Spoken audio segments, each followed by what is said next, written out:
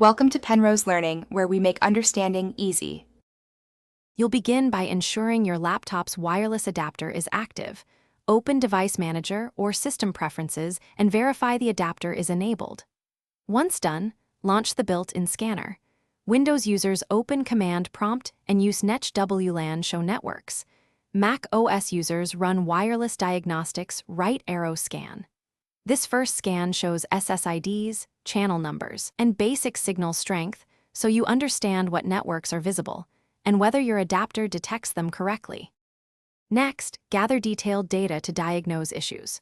For Windows, run NetWLAN show networks mode equals BSID to reveal BSID, channels, and signal percent.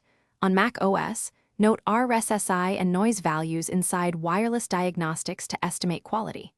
Once you have channel and signal info, map overlapping channels and crowded bands so you can choose a clearer channel. Make sure to save results or take screenshots for comparison. This helps you track whether changes actually improve performance. To finish, apply a fix based on your findings. Switch your access point to a less crowded channel or move the laptop away from interference sources. Once done, update the wireless driver and reboot the adapter so settings take effect, and then run a final scan to confirm improvement.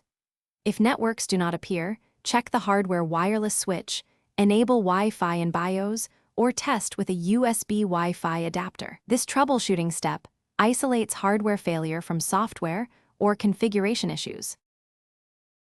Thanks for watching. If this was helpful, leave a like and consider subscribing. See you next time.